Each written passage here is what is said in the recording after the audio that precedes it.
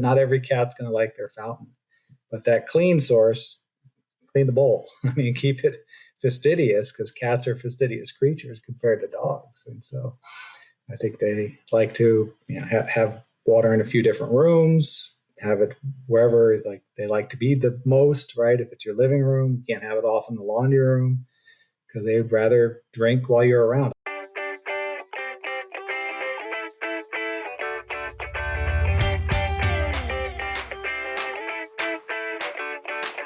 Welcome to the Pet Food Science Podcast, brought to you by Wisenetics, where we will take a deep dive into the science, trends, and innovations shaping the way that we feed our pets. Whether you're a pet owner, an industry professional, or simply interested in learning more about what goes into your pet's diet, this space is for you. I'm your host, Dr. Kate Shoveler. I'm a professor of companion animal nutrition at the University of Guelph with a background in comparative animal nutrition and a passion for understanding how evidence-based approaches can improve the health and well-being of our pets. Get ready to expand your knowledge and stay ahead with today's episode. On today's podcast, we're welcoming back Dr. Joe Wakshlag, professor of clinical nutrition and sports medicine and rehabilitation at Cornell University. In addition to his service to Cornell, Joe is also a consultant for Animate, The Farmer's Dog, and is the chief medical officer of Elevet. Welcome back, Joe. Thanks for having me. I'm surprised you're all letting me come back, but yeah, good to be here. Well, you're always one of my favorite nutritionists to talk to, and we always have a fantastic conversation. And today brings up some areas where we've both worked and overlapped, and I think this will be a really fruitful discussion. So for the listeners, we're going to talk about hydration, we're going to talk about mobility supplements, and we're going to talk about longevity supplements. And so maybe, Joe, to get us started, when we think about longevity, what does that mean to you as a veterinarian and a nutritionist? And what do you think it means to your clients that you work with? Yeah, I think that's a great question, just because, how should I put it? I did a little, we'll say Eastern training, and Eastern training was more about quality of your life. And, there's this whole principle that the average human lives 100 years, right? And that through Eastern approaches, you should be able to have a good quality of life till the end, hypothetically, versus that long deterioration that many of us and many of our dogs sort of experience. The average larger dog starts having their issues at maybe 7 or 8, whether it's mobility, whether it's internal organ issues. And then it's a slow decline, and how do you keep them as healthy as you can? And then, it's almost like you've got an expiration date. That expiration date is there, and how you live your life can make it a good quality to the expiration versus that slow deterioration. So I think that's how at least a lot of our clients look at it, is I just want them to have a great quality of life, and I want to be able to do the things with my dog that I did when he was 5, when he's 12. So, extending life is what we've become very accustomed to in veterinary medicine these days. And sometimes you sit back and say, how fair is it to the dog, right? The dog isn't happy. And sometimes we do it a little bit too much for ourselves than we do it for the dog in some cases. Yeah, I couldn't agree more that, especially when we overlap welfare and we think about our commitment to enhancing animal welfare in total, we do have a commitment to improve quality of life, which ladders to welfare, and length does not always ladder to welfare. So I think it's really important to kind of support the well-being of the animals through their lifetime. So benefits consumers want, partnerships you need. Cellular is your all-in-one partner for an innovative pet food supply. With an expansive portfolio and global access, we can source and deliver in-demand ingredients year-round. Cellular provides access to ingredients that are animal and marine ingredients, nutrient-rich, clean label, plant-based, freeze-dried, sustainable, MSC and Marin Trust certified, and more. That means you can offer on-trend products consumers want without disrupting production. Learn about the benefits of working with Schooler. Visit schooler.com/pet. That's SCOULAR.com/pet. Let's start with maybe one thing that's a hot trend, which is hydration. So you and I both work with sporting dogs as well. That's a whole different level of hydration. But what do you think about whether dogs and cats living in homes, do you think that they're all well hydrated? I was just listening to a piece on NPR, and they were talking about how everybody loves to carry their water bottles with them, and you should be drinking so much every day. And hydration is important for sure. It's just that I think we're at a point now where we're a little bit crazy about it, right? And that's, I think, the trends always in the pet world mirror what's happening in our world. So we're seeing all these fun bone broths and the stuff coming out. And I mean, I see no problem with it. And because I'm a clinical nutritionist, about 20% of the cases that I end up dealing with every day are urinary tract issues, where I think, of course, whether you're a cat or a dog, more is better, right? So, it comes down to the breed. It's like every schnauzer probably should be hydrated a little extra because they're prone to certain stones, right? And in the end, it's never a bad thing, but sometimes people, they kind of overdo it and they think they're getting more than just hydration from those broths, where I try to tell people it's like, it's chicken soup, right? I mean, yeah, mom said it's good for your cold, and maybe there's some extra fats and some immunoglobulins that are coming through in the broth, but it's not substantial enough to be healthful. The hydration is the most important part of that. And so we're often telling people, yes, get some chicken stock, get some bone broth. And they're like, well, what about this? That's, I found it on the internet. And we're like, yeah, that looks suitable. Just keep the garlic out, keep, all these other things out that could be, in essence, detrimental, or too much salt in it and things of that nature. So it just comes down to being sensible. Water's pretty cheap compared to, canned bone broth. Absolutely. Yeah. Bone broth is a very interesting trend. But what about, when we think about hydration, and I'm going to go quickly to athletes here, we most certainly know in athletes that hydration isn't just about water; it's about electrolytes and osmolytes. Yes. And I think maybe what people don't understand, including for themselves, is that water, if you are dehydrated, water alone does not really help hydration in the same way that water with electrolytes would, yes. right? Yeah.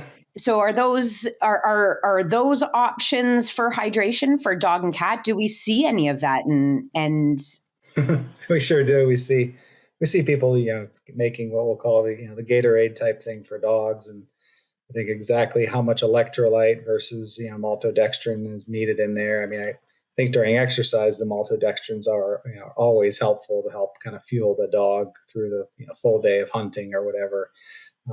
And I think Mike Davis has pretty well shown that there is definitely a reliance on carbohydrate, even though we think they live on fat and it's all about fat in their diets. There's definitely a carbohydrate demand. So I think those kinds of things are pretty good, particularly for the athlete who's, hunting all day out there, or field trial dog is doing 3 trials for the day. You might want to give him a little boost in between his trials. The electrolytes are the big black box, I think, and heck, you can correct me because you know about as much as I do. But I think there's a little bit of work showing that there, I'll say, over multiple days of endurance, there are some, we'll just say, losses of probably potassium or sodium, or probably not enough in the diets, because people like to top off of things like meat and things like that instead of just dog food. And so they end up sort of kind of depleting because they have a lot of free water loss during exercise. And whether that's just insensible evaporative loss, or whether it's we'll just say the washout, because a lot of these endurance mushers are constantly giving water. They're stewing down every meal, so they're ensuring that their dogs are pretty well hydrated, probably in most cases. So, but that's about the management. Every time we do a darn field study, we see all kinds of strange hormonal feeding, how they're managing dogs, and that's sort of the black box is what is the best way to manage the dog. And everybody's like, well, the guy who won did it right. Do whatever he or she did, right?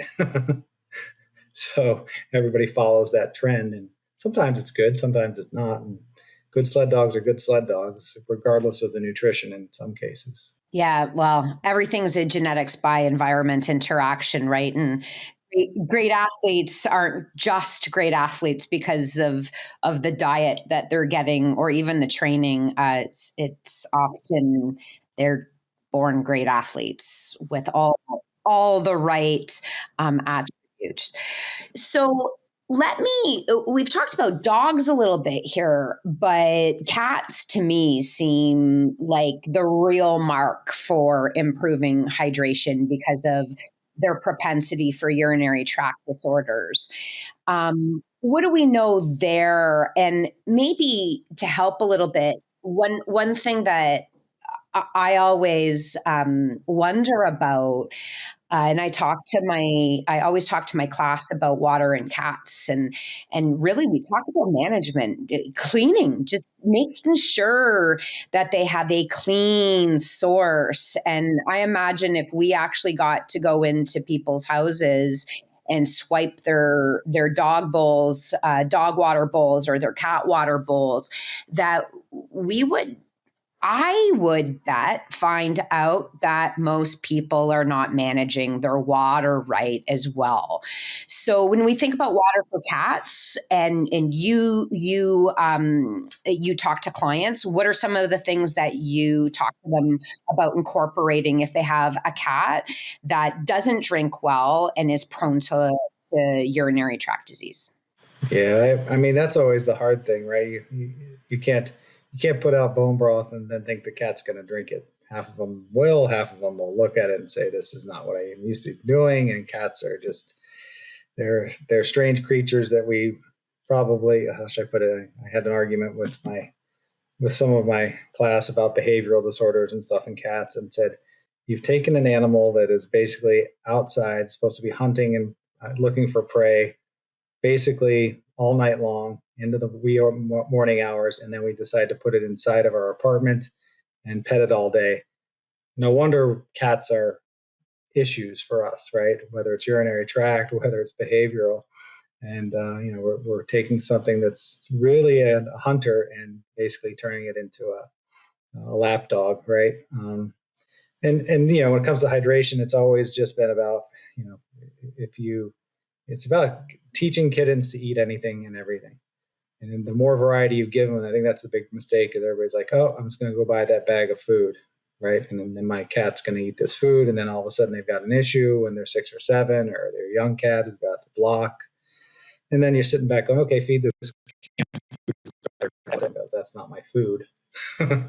And so now we have to worry about trying to get them to eat these things. And so I think getting that variety into them early, whether it's canned tuna, whether it's, canned food, whether it's something, getting them used to different textures, flavors, stews, so that they're not averse to it as they get older. And I think very interesting from a hydration perspective, and this whole idea of urinary tract issues is, I think you probably read the article because you read everything, Dr. Shevler. Dr. Blanchard did this interesting study of urinary foods, regular foods, and then she did a home-prepared diet and showed that home-prepared diets had, across cats, a far better RSS value for oxalate, which is sort of an older cat disease. And so you sit back on, man, we should really be getting them to eat some of these things so that when we have to implement it, they're not going to throw their noses up and walk away from the bowl. Like I was the worst vet ever. My cat ended up having some urinary tract issues when he was about 9 years old. He'd been eating dry food his whole life. I tried to put out canned food, and he licked the gravy for about 5 seconds and walked away, and was like, sorry, I'm on a hunger strike. So what do you do? And getting him to drink water is hard. I think Joe Barges did a study where they put out the fountain, and half the cats were afraid of the fountain. The other half were like, oh, this is fun. I'll play in it. And I get a little extra, but not every cat's going to like their fountain. But that clean source, clean the bowl. I mean, fastidious because cats are fastidious creatures compared to dogs. And so I think they like to have water in a few different rooms, have it wherever like they like to be the most, right? If it's your living room, you can't have it off in the laundry room because they'd rather drink while you're around. I have a cat right now. She will only eat when I'm in the room. So like, you have these behaviors in cats that are just so different from dogs. Yeah, I really love your advice as well about variety. I'm also one of the people who preaches variety, especially early, and that neophobia that can result from it later. And when it results, at least in my experience, because I also had a cat that I fed all dry food to during grad school, and late in grad school, we got our first Struvite crystals, and of course, I was a grad student, so I didn't have much money, and I should have been a little bit wiser. But because we had only ever fed him a couple dry foods, the same thing, it was really hard to get him to eat any amount of wet food. Was like pulling teeth, and so it just really speaks to that acceptance of different foods and thinking about whether they like the bowls that you're giving them in the places that you're giving them. I don't think people do give that enough thought. I'd really love a lot more pet owners to start thinking about incorporating them. So as we ladder on, we can kind of take this bone broth idea, because one of the other components of bone broth, although very, very small, is that there is usually collagen in there. And that kind of swings us towards another problem that both dogs and cats have as they age. Just like humans, we start to see mobility issues. And so what is the potential for collagen in helping to address any of those mobility issues?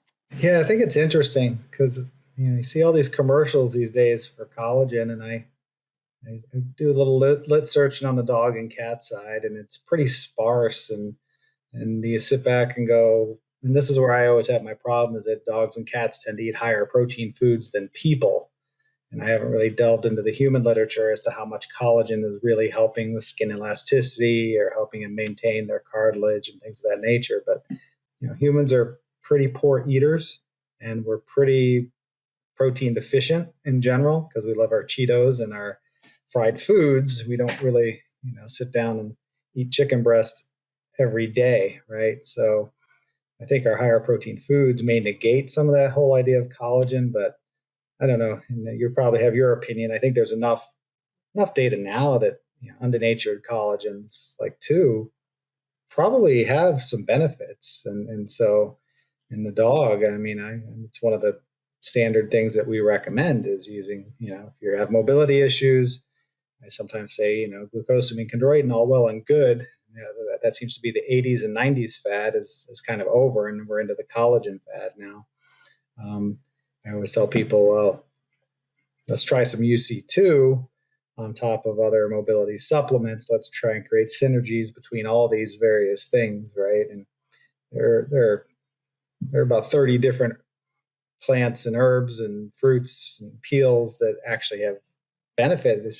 Clinical studies in humans showing benefits for inflammation and pain. So you have to go and hit some of those things. I think we all know that boswellia and curcumin are in every joint supplement known to the dog and cat world as well as the human world. But it all comes down to how bioavailable is that, and is it actually a good source? And a lot of those supplements that you get over the counter, they don't even have what they say they have in them. So that's where it becomes kind of tenuous unless you have a brand or a product you recommend and like. I've been talking to more people about, I'm not so sure what's in your supplement. However, there is pharmacokinetic data in people using these types of phospholipid enhanced curcumins. You might as well use those rather than using the ones that just say we have curcumin. Well, curcumin probably isn't absorbed in most of those supplements, right? So it all comes down to quality of the product. Yeah. So really, this is a call out for the industry to do a better job understanding really their product and being able to guarantee the efficacy of their products. And I would say too, we see a lot of this on supplements, but people are starting to put these different things in foods. And to me, it requires innovation because I don't know where that ingredient should go. Like if I'm making a dry food and I'm mixing it and heat treating it, and what are the chemical reactions like? Are they making something unavailable that I don't even know?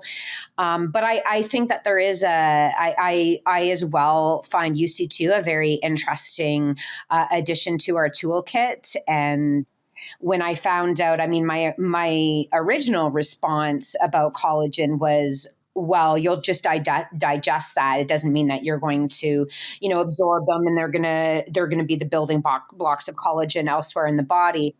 But I think a lot of people still say that, and I think the thing that they don't know is that UC2 signals collagen. So it's not about the building blocks. It's not about taking a protein and breaking it down and then rebuilding it somewhere else.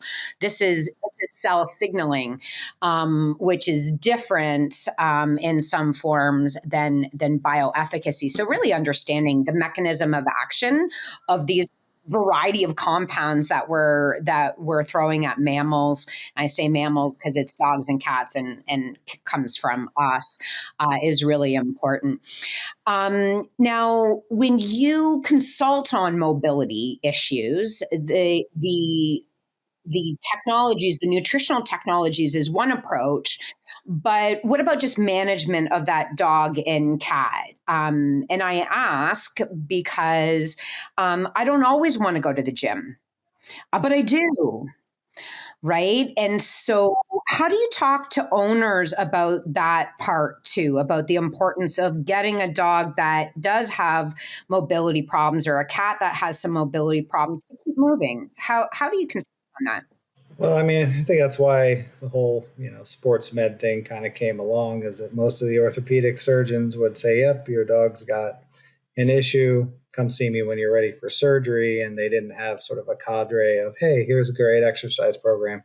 Hey, walking upwards back hill is really good for the hamstring muscles. He's a bit depleted there, right?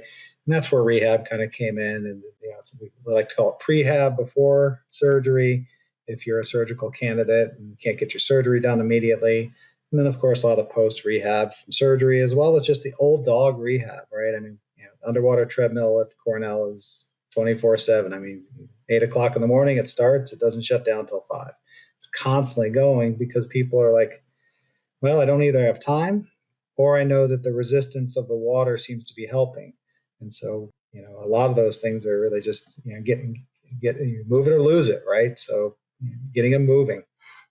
We tell people to go do water aerobics when they're geriatrics because there's a resistance of the water, and it's easier on the joints. It makes sense that we do these things if people have the time and the money and want to have better quality of life. I think we keep them moving, right? We see them, they kind of go along, and then their decline is rapid rather than that slow, gradual decline. If we can kind of get them into, we'll say, the gym, when they're 10 or 11 versus,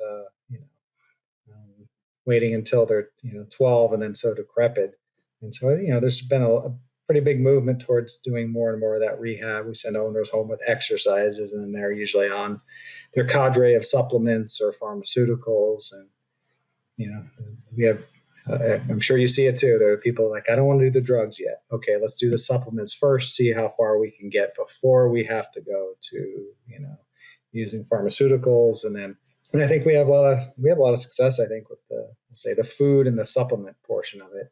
That's where the supplements become important, because as we had this discussion offline here, where it's like every nutraceutical can be made by Dr. Shevler. You and I can go tomorrow. We'll make Joe and Kate's magic blend, and we can just put it into a bottle and say, here, sell it to any dog. We'd like to think we're reputable, but we haven't done any pharmacokinetics. We haven't done any efficacy studies, and that's where at least we have things that have efficacy studies now. from we'll say a supplement, we know the omega-3s work. Many studies have shown that, right? We know the UC2 has some promising data. We know cannabinoids have promising data. So we start with those ones, and then we go into I'll just call them some of the other herbs and spices, because there's things like devil's claw that has pretty robust data across, other species. So why wouldn't it work? It's just, what source is it? Do we know we're getting those active molecules from it? Yeah, no, definitely interesting. And of course, those supplements usually also, we've talked about hydration, we've talked about mobility, and we're talking about more supplements beyond that. But a lot of these supplements also have a longevity target. So kind of bringing us back to the beginning, it's really about improving quality. And we are well aware of the difference between a hydrated mammal and a dehydrated mammal, and that's an obvious acute threat to the animal. We know our dogs and cats have mobility decline, just like humans do as they get older, and we have to think about all of the tools that we can use to enhance that. But when we think about and maybe the last part of longevity is to talk about is really cellular longevity. So if we think about adding some more supplements in here to kind of boost cellular efficiency and sensitivity, do you have any tricks up your sleeve for dogs and cats when it comes to those? Because I do not. So and just to be clear, I don't read all the papers. No, you do. Well, how should I put it? I mean, I always found it intriguing. I remember, you probably remember all the work that was done out at Boone Chu's lab, looking at all these various, plant carotenoids and whatnot, and looking at mitochondrial function, and astaxanthin was very intriguing. We just don't see it in any foods. We don't see it in a lot of places. We see it in a few supplements, but you would think after that kind of data, you would be like, hey, we should all be using this, right? And then, we talk about that quote unquote antioxidant potential. And this is where, everybody always says to me, well, what's the perfect food? And I'm sure you get asked all the time, like, what food would you feed? And I said, actually, I'll feed a food where I know I'm getting all the nutrients. I know I'm getting my vitamins and minerals. And then I'm going to go to my fridge and look for colors, right? As long as they're not toxic, lots of purples, lots of reds, lots of greens, lots of oranges. Those are the molecules that are supposedly associated with diminishing disease, right? It may not be your quality or quantity of life, but it might mitigate you from having some of the issues down the line. And that's like the whole fresh fruit and vegetable thing. And it's like dog foods, once again, dog and cat foods, we don't know. They put in cranberries, right? They put in blueberries. Is it enough? And we don't know enough at this point to say it probably is a good thing, but is it a little sprinkling of pixie dust? You got to look at the ingredient label and try and figure out if it's a major component or a minor component. It's in the food. It's not actually how we go and we eat blueberries, right? And you probably remember Kriya Dunlap and Arlie Reynolds' work where they did blueberries and showed there was a better antioxidant potential. The dogs didn't live longer, they didn't perform better, but they had better antioxidant potential. And there are just so many molecules in the plant world. It doesn't, it's roots, it's leaves, it's fruits. It's just about finding the best ones, right? And which ones dogs will eat regularly. And so I'm just a big fruit and vegetable fan, right? So, if I do lots of cancer diets, and it's like, all right, get out your cruciferous. I want your carotenoid rich. I want a blend of them all. Yeah, and help me. I completely agree. Love the color of the rainbow comment. I think that's really important, and the point that there are a few foods that have these fresh fruits and vegetables. Can you comment? One thing that I often get asked is, well, and I'm not a veterinary nutritionist, I'm just a nutritionist. But when I talk to friends and family about these things, and I'll say, well, if they like carrots and if they like apple. And yeah, absolutely. I have no problem with that. And then the first question that they come up with is, but will it make them deficient in another nutrient? Because I was told not to add anything to kibble, and I totally overrule it and go right to fruits and vegetables. Right. But how do we reverse this thought process that dogs and cats and cats are just hard to make eat anything, but dogs will eat fruits and vegetables? No, I mean, it's, that's why I like the vegetables the best, right? A cup of green beans is 35 calories, right? I've only had one person that overfed carrots. He fed like 4 bags of baby carrots a day. I was like, okay, I said some. I did say 4 bags, right? But he was doing it. The dog was fine, but I was wondering whether the dog was gaining weight on a weight loss program. It's like 4 bags of carrots, and I was like, okay, no wonder he's getting like 400 calories in carrots, right? So, I think it's all just about moderation. Like, what would you do? Would you eat 6 apples? No. You're a Labrador. Slice up 1 apple, right?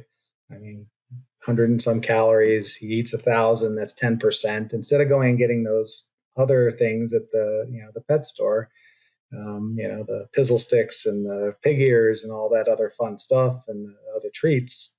He likes apple. Go for apple. Just do it in moderation, because he's probably only going to get 10 or 20% of his calories, and you're not going to really make them deficient. And I know there's a golden retriever paper that said that they kind of live on air and that they barely eat their resting energy requirement in dog food. But a good dog food company is going to say, I know that there are resting energy dogs out there that eat barely what they need to live just to sort of sit on your couch. And, most good companies formulate to make sure that they're getting what they need on a body weight basis. So I've never really worried about it that much. And as you know, we've fed sled dogs for years, and most of them were getting like a pound of meat and a pound of kibble. And rarely do you see any nutrient problems unless they start feeding things like kidney and liver instead of, ground up birds, right? So. Yeah, definitely. Well, we've recently fed blueberry powder to sled dogs. So stay tuned. I'm waiting for to come out and see if it's similar to previous work. It's time for our famous 3. ICC Animal Nutrition, a Brazilian company with 30 years of history and present in more than 70 different countries, providing natural, sustainable, and technological solutions for animal nutrition, health, and well-being in a safe and scientific way, adding value in food production and helping to feed the world. Thank you for sharing a lot of your opinions with us, not just opinions, but knowledge with us today. And I wanted to end today with a couple of a few questions to really target kind of enhancing today's podcast. So first, I'm going to totally put you on the spot and ask if there was one supplement that a dog owner should consider for their dogs, what would you recommend? Well, okay. We have to qualify that. Is that like just I want to feed a supplement to a young dog, or my dog's getting old and doesn't seem to be himself? Yeah, let's go with middle-aged dog. I've noticed some signs of aging and I want to get ahead of it, but there's no overt problems. What should I be supplementing? Bigger dog, I would definitely say, why not do a joint supplement, right? What would I want to see in that? I probably would like to see glucosamine chondroitin, just because the building blocks are there, right? Not that it helps with inflammation, but who knows? Maybe it'll help. And then I would say, things like UC2. And then I think as they get older, I think things like the Boswellia, curcumins, and cannabinoids are definitely worthwhile. And if we're talking about the average dog, I'm a little intrigued with the Centrum study, right? Showing that people had slightly less cognitive decline as they aged if they're on a multivitamin. And we know there's a multivitamin in everything. So I'm a little bit intrigued about whether we should be doing something for cognitive health, but dogs and cats get enough vitamins and minerals, right? So probably isn't that big of an issue. But if you're not feeding in a traditional way, I would say throw a multivitamin in, because that's important from a cancer perspective. There's an old study out of Spain which basically showed that mammary neoplasia was higher in dogs that were not eating complete and balanced diets. So you and I, we probably should be taking that multivitamin, because I like to eat popcorn and peanuts, and they're not complete and balanced. Absolutely. I eat things and then counterbalance them as well, Joe. Where I say you can't have a perfect life. You have to do a couple of things that That's true. Yes. are indicated, right? Yeah. Right. Mental health. Yes. And we didn't talk about cognitive health. I think you should come back, and that's a really long one to kind of unpack, because I think people don't even know what the signs of cognitive decline in dogs, and most certainly do not know them in cats.